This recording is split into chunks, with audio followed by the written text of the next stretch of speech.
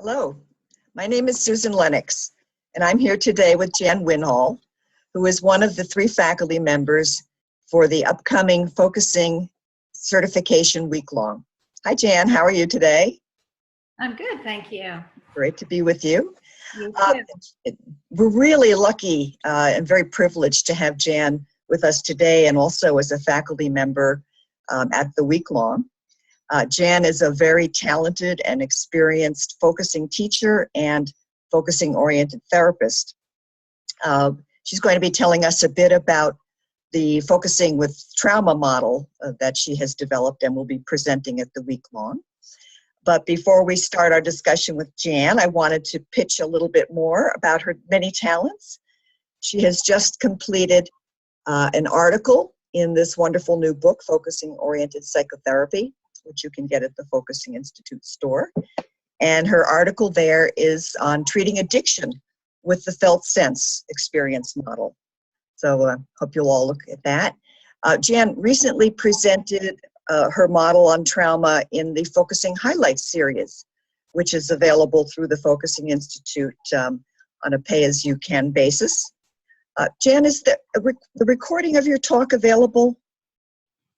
Yes, I actually have it, and I've been, I think you can get it through the Institute, but I've also been sending it to people with the links so they can make a donation.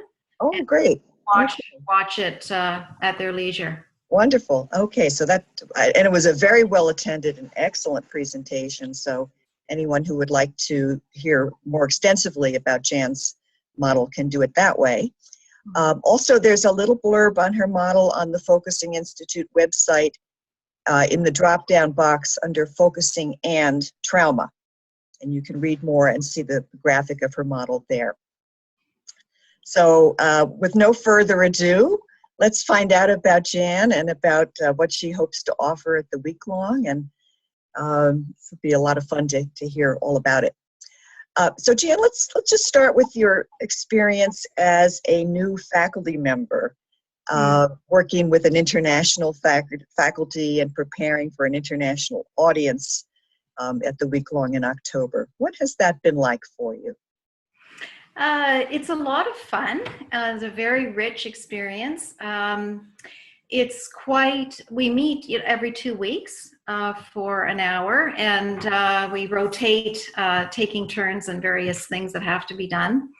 And it's really been a lot of fun, but also really enjoyed connecting with the international community every 2 weeks like that. It really brings in that sense of how we bring focusing out into the world. Yes. I've enjoyed that a lot. I didn't have that before nearly as much, so that's been really rich for me. And just getting to know different people and what they're doing is so exciting, and that's really what the Weeklong is about. That's right. That's right. From my prior experiences at the Weeklong, that intimate container, it's a relatively small group, and being for a whole week with people from around the world, deeply focusing even across the language barrier is such a rich experience. Yeah. So we have a very diversified faculty this year. Mm-hmm. Can you tell us a little bit about sort of what each of the 3 of you bring in general to the Weeklong? Yeah. So Afine is such a wonderful focusing teacher, and she teaches to anybody and everybody, I think, but she also specializes in teaching with different professional groups. So I think that brings a real richness to her work, the way in which she can teach focusing to anybody. And she's doing a piece on obedience patterns and adding, I think, some pieces around the critic, which is always really popular for people. I mean, we all, I think, have our obedience patterns inside. So, indeed. Yeah. Jeffrey Morrison is a focusing-oriented therapist, and so he's doing some work around, he's going to present around trauma and resilience. I think that's a big part of his model. And I'm going to present my model, which is is about trauma, but it's more, I've tried to really broaden it out into, it's about our capacity to emotionally regulate and how we do that so beautifully through focusing. Mm-hmm. Yeah. Wonderful. So So there's a richness there and a diversity in all of our backgrounds, I think. There's some overlap, but also differences.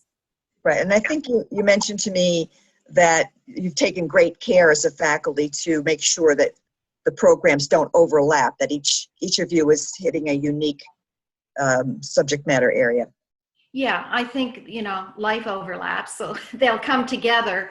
But Right. The way in which I think we've looked at that specifically so that people are stimulated and we're not, and even when they do overlap, that's kind of fun too, because then you see how people think differently about those places like trauma that Right. overlap. But what I started off there, but I've really broadened it out into more about regulation and grounding.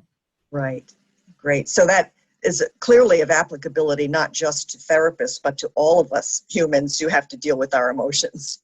Absolutely. And while I do teach focusing oriented therapy, I have about half a dozen students in that stream at our center. More of my students are not therapists. And I really enjoy that very, very much, that model of teaching focusing or awakening focusing in everybody.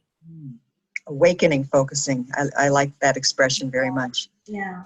So, Jen, tell us a little bit about how you found focusing and then how you began to integrate it into your personal and professional life.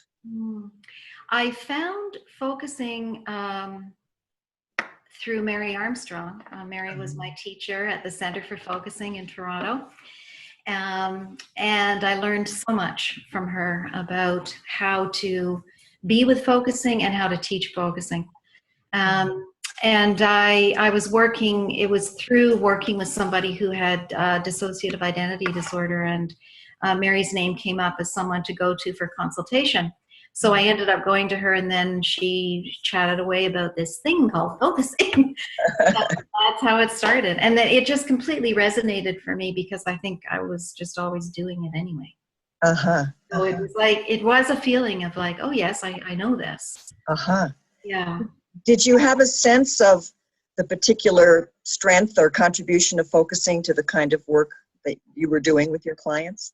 Well, I totally resonated because I knew that when I was starting off, I worked in a hospital with doing groups for incest survivors. So I was working with sexual abuse and physical abuse and trauma.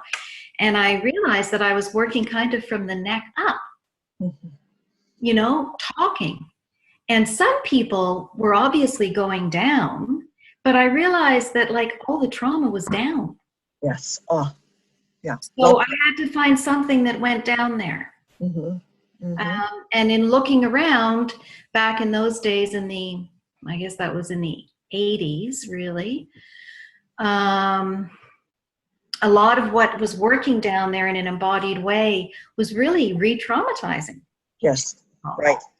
So when I found Mary and I found the gentleness of focusing, this was it. Yeah. This is what made the safety to be able to go down there. Right. Oh, perfect. Yeah. And so then from learning about how people who are struggling at that severe end of trauma were managing and coping, I took that and it helped me a lot to understand the range in which we can ground and not ground. Right. And that's what your model is really all about, that. But before we go there, let's just touch a little bit on your non-clinical focusing teaching. Yeah. You've been working with would you call it a collaborative called Focusing on Borden? Yeah, it's a group of us, myself, my husband, who's also a focusing trainer and a psychiatrist. So he has an office here too. And we have a group room on the 3rd floor. And we teach, on Tuesday nights, I teach groups to general public people that want to learn how to focus. So out of a lot of that has come I think we have now close to 12 trainers Wow. who come with me to the Weeklong the last 2 years and graduated and come back and talked it up. Yeah. So that next year, more people come. And actually this year, 3 people that came last year who graduated as trainers are coming back. Uh-huh. So I really like co-teaching. I like teaching in groups. To me, that's what focusing is all about. Mm-hmm. So are you teaching both Unity. introductory and applied focusing as well as levels? Yeah. All the way through? Yeah, we have, I don't do levels, but we have new people that come in all the time. And we sometimes, it depends on how many people are around. Sometimes we go off and certain trainers will just do intro courses. Or we're now doing more sort of like doing a 2-hour class, and the first hour is everybody together, more experienced and less experienced, because there's a richness in that, and it's a practice. You just do it again and again. Yeah. Right. And then in the second hour, sometimes the newbie people will go off with one of the trainers and just, kind of focus in on the 6 steps or a place where they might be struggling or stuck or don't understand or whatever. And that tends to work really well. It's very rich. Yeah, that's great. Well, since so many of the people coming to the week-long are already teaching but aspiring to teach focusing in a lay context or non-lay context, your experience having done this, particularly co-leading with other people, puts you in a great position to share some experience and practical advice to members who are trying to, develop their own models of teaching. Absolutely, and I think that's a very important part of the week-long. I remember one year that I went, Nicoletta did a workshop on teaching, and it was very helpful. So that's one of the things that we've talked about with the trainers in the center, about doing a workshop in the open space on how we teach together. Excellent. And in my morning, I mean, some of my trainers are there too. We'll do some of that together as well. So yeah, that's always fun to see how people teach focusing differently. Yeah. Well, that's so important. I remember, when I got certified and was beginning to develop my own classes, I felt like I didn't have enough resources to kind of model how to go at that. So unfortunately, I wasn't able to go to the week-long and have that experience before I started teaching. And it would have been invaluable for sure. Yeah. Well, let's turn back to your clinical practice and your trauma model. You mentioned that it came out of your experience with your clients. So is there a certain kind of client that you're specializing with these days? It's a pretty general practice, but I suppose we often people with anxiety, people struggling with grounding, with depression, anxiety, post-traumatic stress disorder, a lot of ADHD. The really great thing about here is that we at Focusing on Borden, we have the capacity to do so much in terms of getting, clear direction around ADHD and trauma and depression, and medication consults. And we have trainers. I have one of the trainers is an ADHD coach. So it's picking up on and doing really good assessments around what's going on with people. And then a lot too about relationships. We do a lot of couple therapy here as well. And some family. Right. Yeah. Well, I wonder if you could just very briefly, we don't want to give away all of your secrets, speak a little bit to the model and particularly how focusing plays into it. So I'm going to share screen just to show your gorgeous diagram here, so the audience can see what a rich model it is. Take me a moment to get this up. All right. Can you see it, Jan? Yep. Okay. All right. So if you could just kind of walk us very quickly through it. Sure. So what I've done here, I like maps. So what I've done here is to try to integrate a number of different theories around emotional regulation, how we ground ourselves. So the bottom circle is the place of grounding and secure attachment. The model is is really influenced by Daniel Siegel's work on the interpersonal neurobiology and other people, Bonnie Badenoch and other people, Alan Shore, around attachment and those early days when we first come into the world and how we're held. So I teach the felt sense through these different, 4 different aspects, the body piece, the thoughts that are happening, the feelings that are happening, and also memories. Memories are so rich, especially when you're working with early traumatic experience. Yes. So then that's the grounded place. The opposite of that, up at the top, is the addicted felt sense. Mm-hmm. And I'm very interested and curious about that. I do a lot of work in addiction because it is, in a sense, the attempt to self-regulate that goes wrong. Mm-hmm. So understanding now in this time, which is so exciting because of all the new information that's coming through PET scans and MRIs, how the body works in the left hemisphere and the right hemisphere, and how that all fits into understanding about the parasympathetic and the sympathetic nervous system. So if we look at we've got the grounded place in the bottom, we've got the addicted place up at the top, the attempt to regulate, and then in the middle, on the one end and the other, are the 2 opposing attempts to relate to trauma that dysregulate us and arouse us. So rigidity is like the numbing place, mm-hmm. way in which we respond to trauma, and over at the other end is this chaotic flooding place. So when scary things happen to us that feel overwhelming, the first response when we lose our grounding is to go to flight fight into this chaotic numbing end of the spectrum. Yes. And if that doesn't work, we can't flee, we can't fight, we end up shutting down and flying over to the other end, mm-hmm. That rigid numbing place. So addiction in this model we understand as an attempt to regulate between those 2 very uncomfortable places, yes. Fight and freeze. The beauty of focusing is that it is nature's way of helping us to find that grounded place again.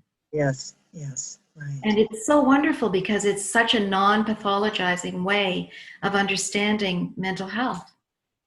Right. It's a strength-based model, which is really changing the face of how we see mental struggles, emotional struggles these days. I find it very exciting. It's a very, very rich, exciting time to be teaching focusing in the psychotherapy field.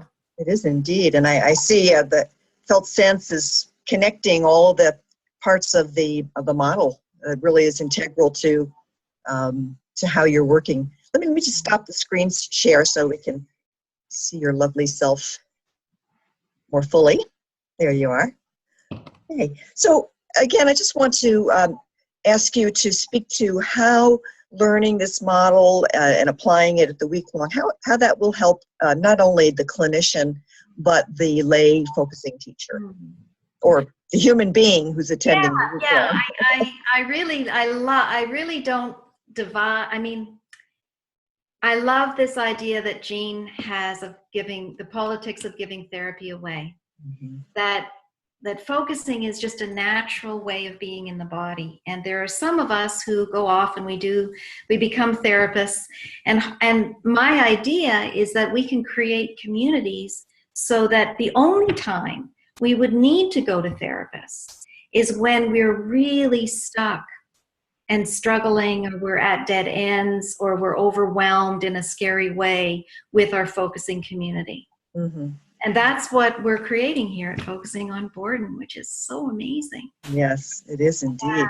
To be with each other in these powerful ways. And very often, my experience is that people who are not therapists are sometimes they find their way to partnering and listening more easily. Mm-hmm. Because it's just there. Yes. And there isn't all of that kind of worry about the theory. That's right. All that stuff that, as Jean talks about, it's all great and we love it, but we want to put it beside us. Yes, right. Put it over there and go down. Yeah. Exactly. So what else are you offering besides your workshop where you're presenting your model and helping people to understand it, apply it personally. What else will you be offering? Me or in the week long? In the week long. In the week long. The week long is so great because it's a little bit of everything. So it's a little bit of rest and relaxation and a retreat. It's in a beautiful setting on the Hudson River. You can't beat it. Yes. It's that. It's a little bit of connecting with other people and focusing together and getting the diversity and the richness and the internationalness of us. It's a little bit of intellectual stimulation, like going to a conference. Mm-hmm. It's a little bit of play. Mm. You know, playing and having fun. So it's all of those things that you can kind of take pieces of and enjoy together. It's also we should talk about the home groups. Oh yes, the home groups, very important component. Yeah, because the home groups, people get to decide when they're thinking about what they want to do with their time at the week long. We have different themes in the home groups. So last year I ran a home group that was based on personal issues. So people that were coming to the week long and they wanted to meet, home groups meet every day in the afternoon after lunch. And it's just a small group of people, 5 or 6 usually people, just to get a chance to kind of anchor yourself in the grounded place in the week long. Have your little family unit. Little family unit. And in my group, people were drawn to it because they were really working on a deep personal issue that they wanted to explore during the week long. It was an amazing group experience. And then other people chose to go to a home group that was about working on a project. So one year when I went, I actually was in Suzanne Noel's group, and I worked on writing the chapter for the book. Ah, perfect. Very practical. Very practical. Yeah, great. Yeah. And then last year we also had a home group that was just about kind of the feeling of being with your family and hanging out in the living room. Mm-hmm. Nice. And people just did various different things. They walked in the river by the river together, or things like that. Uh-huh. So and is that the same set of structures that will be available this year with the Yes. home groups? Oh, great. Yeah. Lots of choice to be very focused or very just open to the moment. There's a lot of choice. So that's something to keep in mind, is that there's a lot there's a real range of hearing each of us every morning do our thing, and then also a lot of choice in terms of open space. So every day we'll also have, or most days, an open space after home groups in the afternoon, and people can sign up to present their own work. And this is also an amazing thing because there's such richness in all of these different people coming and presenting work from all over the world. Lovely. So there's a real kind of opportunity there to learn so much from all these different people, and also to present your own work. Right. So we're really encouraging also coordinators to come to bring their students and present their work. Mm-hmm. Great way, especially if you're kind of new to it, to get feedback from other people in a very small and safe environment. Yes, nice, very nice. Now you came last year with your trainees, is that right, as a coordinator? And the year before. What was that like? It's so lovely. It's just like this gorgeous feeling of, at the certification ceremony, of congratulating each of your students. It's like Catherine said once about, it's kind of like you're climbing up this mountain and now you got to the top. And you're celebrating and looking around and introducing your students to this amazing international community. Yes. And then they come back with you and they chat it up to other people in your center. And then other people are curious and they want to come. And out of that actually has come a retreat that Beth Mahler and Nicole, one of my the training people in our center, are organizing in June at Niagara Falls. What a place. Yeah. Came out of the week-long last year. Yeah. Really? Oh, that's wonderful. Yeah, we all met and decided, hey, let's do this. Yes. You know, you mentioned the ceremony, the certification ceremony, and I just want to say, when I was there with my trainees, it was magical. It was like going to a wedding, but better. Yeah, exactly. Because it really was the culmination of the years of study and preparation and longing for certification, and the hall in which it takes place is just magnificent. Yes, you can't beat it. So it was magical, and really the capstone of the week. So Yeah. really encourage people who are getting certified to come and celebrate and be celebrated. Yeah, exactly. Yeah. So, okay, Jan, well, thank you so much. Before we stop, I'm wondering if there's any last message you would like to give to people who are thinking about coming to the Weeklong. Well, I think just to say, do it. Do it. It's a wonderful experience. I've gone 3 times now. This will be my 4th. And it's just such a lovely thing. I really hope people come. Yeah. Thank you so much. Pleasure being with you, Jan. Wish I could be with you in October. Yeah. Who knows? Maybe I will. So, thank you for listening, everyone. Go to the Weeklong. Bye.